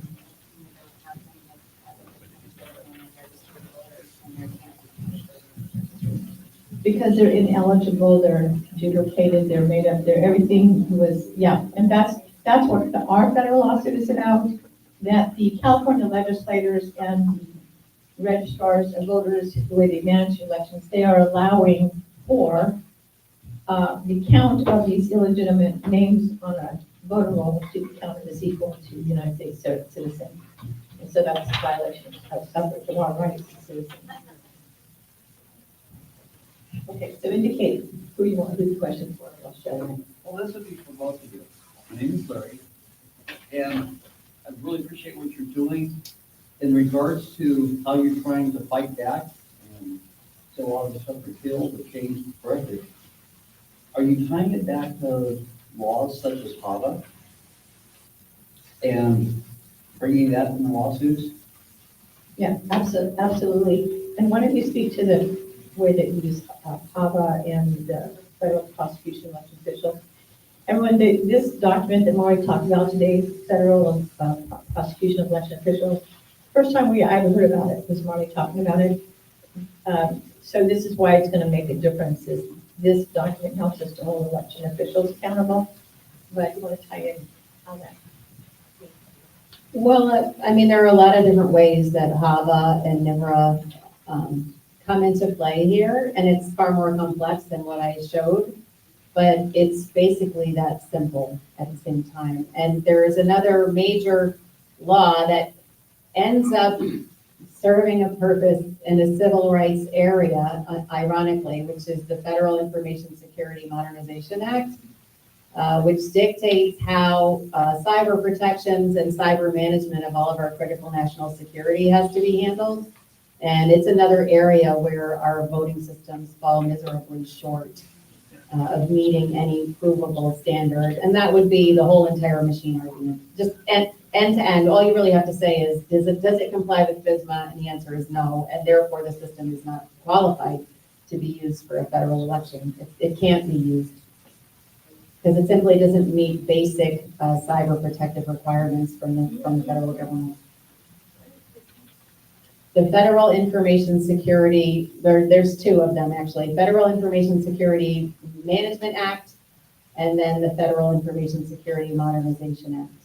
They're cyber laws. You have to talk to Harry about that one. All right, 30 seconds. I think this question is for Linda. Is California's motor voter law a mechanism to illegal voting? Well, we absolutely believe it is, and we saw that in our lawsuit when we retained Judicial Watch to sue the Secretary of State and the LA County Registrar. During the process of discovery, we learned that before motor voter was passed, California used to remove anyone from the voter rolls who did not vote in 2 consecutive elections. But after motor voter was passed, California did not remove anyone for 20 years until we sued them. So absolutely, they're illegitimate. Yeah, there's fun. Now, this question is for either one of you. Could you address why your the strategy is to file multiple lawsuits and a number of circuit courts? Yes, that's a great question. Thank you, Skip. What happens when you file in multiple federal circuits and you get a diversity of opinion is that the matter is forced to the United States Supreme Court. So it's a ploy, it's a mechanism. It comes at a cost because it's expensive to file lots of federal lawsuits. And it's a heck of a lot of work to produce these scorecards and work together. The teams that are doing this are just extraordinary people, really top-level professional data analysts and computer programmers who are taking each other's work and cutting it to pieces and putting it back again. You know, they're going over this so diligently to make sure that these challenges are upheld. And on that basis, we believe it doesn't matter that we're going to get turned down in New York, and it doesn't matter that we get turned down potentially in California. It matters that we get a favorable ruling in Tennessee and Missouri. That was the state that's just about done, Missouri. It matters that we get a favorable ruling in Texas, so that there's a diversity of opinion. And ultimately, that also means that there is a possibility that the matter is settled for the entire country and not just the states where we managed to file the lawsuits. Hello, my name is Jose Acosta. I've been a resident here in Anaheim for well over all my life, 55 years. And I have a question. Do you have an outreach program for, like you said, you were reaching out to other civics groups? Because I belong to one that's called Tactical Civics. Are you familiar with that? I have heard of tactical civics, yes. Would you be interested in having like the Orange County chapter coordinator have a one-on-one so that maybe we can get together organized and get people who's of the same mindset to get the word out and how we can get more involved? Well, that's a distinct possibility. I would say that right now, probably the easiest and most efficient way for United Sovereign Americans to get more people trained in how to use our documents is for people to volunteer for USA. That gives you access to our training program, our internal training program. Even if you had 2 or 3 people for your local tactical civics organization, do that. You might be able to encourage others to participate in supporting the resolution readings. Now, one of the things that we do ask our volunteers to do is to sign a basic volunteer agreement that says things like, I promise to uphold the law while I'm volunteering for United Sovereign Americans. I promise to not accuse or become angry or judgmental of others when I'm presenting this information, because it makes it really easy to defame the organization on that basis. And what a waste of everyone's time and effort to allow that. I think they're the same mindset. And So, great. So the point that I wanted to make is that the people who actually read the resolutions in a particular, official circumstance would be actually United Sovereign Americans volunteers. But if there were others who didn't want to go through that process and maybe didn't want to get involved with that, but they did want to be present in the room, that would be wonderful. what's your thoughts on empowering the county, really like empowering the grand jury? I think that's a great idea, and I have no idea if it will be effective before the 2024 election. But I know that these TRO strategies gives us a real opportunity to throw massive amounts of sand in their gears and expose the actual effect on our federal elections of all of the different kinds of fraudulent and manipulative tools that have been applied to what is essentially a very simple system. One quick last question. At this point, I think we all Hold on. So I want to add to that. Already Californians have been signing up to be part of a TRO team throughout the state. And what we're doing is taking those, we have about 100 people who've signed up so far. So we encourage you, if you want to volunteer with the resolution teams in Orange County, you go to the USA website, you sign up there first, you indicate that you want to volunteer and you're part of an organization already. There's a place to indicate that in their document. Then they initiate this memorandum of agreement. So before we actually launch them, EIP has stepped forward to help roll this thing as quick as possible because our network is extensive throughout the state, but you wouldn't be doing it under EIPCA. You could be an EIPCA volunteer or in one hat, but then you take it off to the resolution, you are a USA volunteer. So regardless, you sign the MOU if you're going to be a team. The fastest way to do it, go through the website. When I get back on the 19th, I'll be contacting everyone who's signed up to the website, sending out an email that lets you know how to get involved in your county. And Marly, this would be a question for you. So there's several, in the large counties in the South, several organizations. So we can either have one large Orange County organization where regardless of the organization, they come together to the TRO resolution team and divide and conquer, or you can let us know if you want them to work as their organization as a team and another organization as a team, just with these big counties. So that would be up to you. Basically, the only way to get a copy of the resolution filled out for the particular officials that you want to bring it to, because page 4 does have a signature page and it will be imprinted, who the names and titles of those that you're asking to sign, either yes or no, will be on there. So the only way to get a copy of that document is to be a United Sovereign American volunteer. So that may or may not answer that question. Personally, I don't have the bandwidth to be involved in, whether or not people call each other or they do. I encourage everyone to work together. That's the whole idea. Just one quick little comment. I think we're both everybody here in the room. I speak for myself that I think we all have the same mindset of like, the only way we can stop this corruption on this scale is to take our county, take that control, indict the corrupt civil servants, and put them in jail. Just questions, please, everyone. That's my last comment. Thank you. So you can go over your website real quick? Sure, this is the United Sovereign Americans website, unite4freedom.com, unite4freedom.com. There's the action plan, join the teams, where you volunteer, donate. So USA is a 501c4, which means that you make a donation and no one will ever know it was you. But it also means that you don't get a tax deduction. In the news, I think that's where recent interviews are posted. Stay informed. That's the mailing list, signing up for the mailing list. Media is actually our press kit, which I think is there yet. .com, unite4freedom.com. In the news is a good page. That one's really nice. So there's some interviews with myself and Harry, and also I think at the bottom is some articles that you can peruse.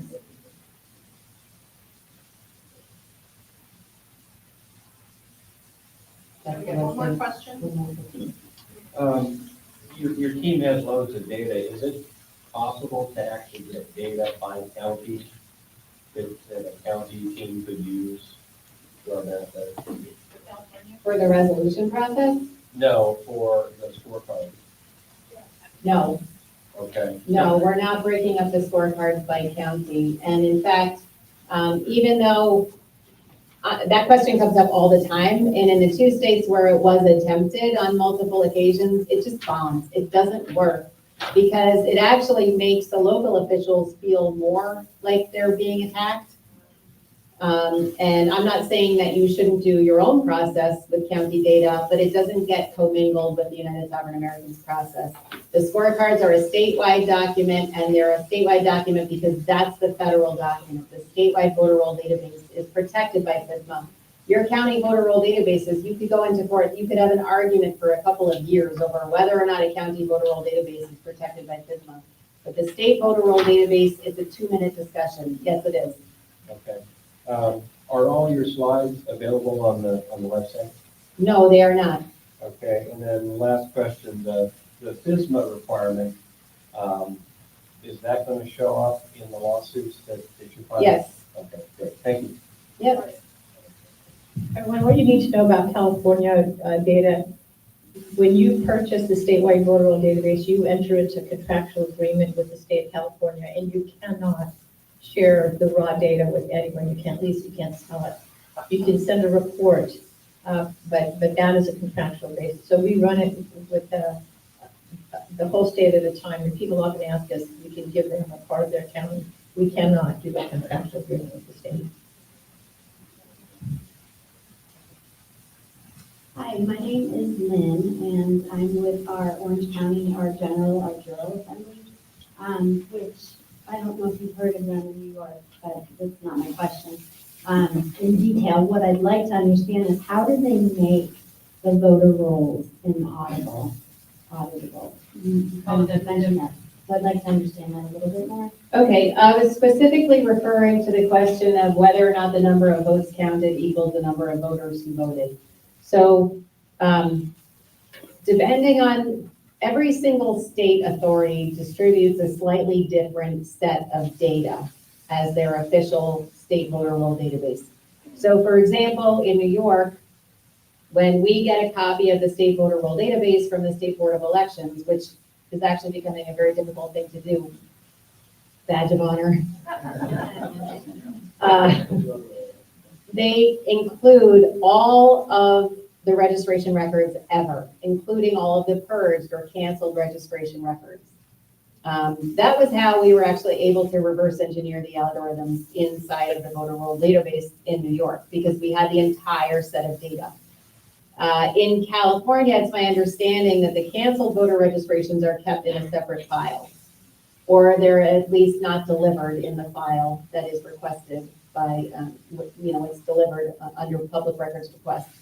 So the problem with that particular question was the number of votes counted equal to the number of voters who voted, is that the data that the California team is using to do the 2022 analysis was received in October of 2023, which means, and I don't know the exact date of certification in California. In New York, the 2022 election was certified on December 15th. We got our copy of the voter roll database on December 19th. So it is about as accurate as you can get of a record of exactly what happened that was certified. So the California team is looking at a data set that's probably 10 months old, and they don't see the canceled voters. So there could have been significant changes to the state voter roll database in the interim time. So if the number of votes counted is in excess of the number of voters who voted, and that's because some of those voters have been moved to a different file, wouldn't it be nice if the state of California provided a document that was actually auditable? So basically they're saying, well, it was certifiable and there was the right number of votes and voters, but you'll have to take our word for it because we stuck a whole bunch of them over here in this other file and you can't see that. But we did it. Next question that what you shared brings up. When you requested all of your Freedom of Information acts, that's how you got all of these things to audit. Is that accurate? Yes. Okay, so when you did that, it wasn't just one person doing this? What was the number of people that did that? Because it has been my experience that when you submit a PRA and you're the one person always doing it, somehow the system flags that and then you are not given what you are requesting. Did you run into that? Or did you just have so many of your USA team members working together? Can you talk about that a little bit, please? Honestly, I don't think it's really that relevant to the United Sovereign Americans approach. I mean, the question of how many FOIL requests you send and how many different people you get to send FOIL requests is, we only need one copy of the state voter roll database. It would be nice to have two copies because then you can compare one to the other and find all of these registration records that are changing. But in terms of, how to run a FOIL team, that's like a kind of a long. I'm sorry, that wasn't what I was asking. I guess I was trying to understand how many different types of records, right? It wasn't just the one voter roll. That's what I meant. The state voter roll database is a single record. In some states, you also have to request the voter history document is a separate document, but it's basically one request. Thank you. Sorry if I misunderstood your question. No. And one more question, then we've got to go on to the next meeting. That's probably not a filler question. Basically, what you're talking about right now. Oh, sorry.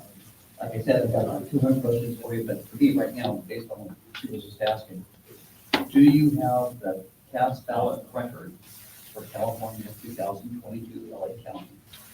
If so, have you used that to compare the number of votes that are there against the voter registration rolls? There's a different organization that did that. Oh, There's a different organization that did that. We are working with USA, and so we, statewide data rolls, and we're following the pattern with USA. But we didn't run a county by county, but there is an organization that did that. I want to respond to that question a little bit differently also, because I want to point out that if you want to file a TRO and you want it to sail through the courts, it better be simple. And so the USA strategy is absolutely simple. It's a single document. It's required to be accurate under federal law, and it wasn't accurate. And the voters had to be qualified citizens, and not all of them were qualified citizens based on a single document that came from the state, from the officials responsible for maintaining it accurately. And it came from the state based on a lawful public records request. So if they provided the wrong data, that's on them. It's absolutely simple. It has to be so simple. We cannot get tied up in controversies over law and facts. If we want to successfully interrupt the ability to continue corrupt elections through our 2024 general election. And if we want to save our country, which I think everybody in this room wants to save our country, that's how we have to operate. We have to leave a lot of stuff on the floor. And I hate to do it myself, actually, but there's a lot of stuff that hit the cutting room floor and did not end up in the template. I get that, and I totally appreciate that, because it has to be simple, it has to be quick, and it has to be really large. Okay, they're running up and down the state. Thank you. And so they are limited on time. Aren't these women absolutely amazing? So if you have other questions, I know that you can write it down, on the note card here, and we'll certainly try to get it back to you. But thank you very much for coming. Thank you all that are volunteering. We really appreciate it. And 2024 is going to be a very interesting year.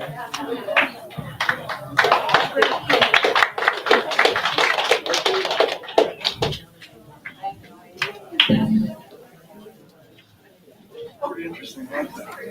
Yeah.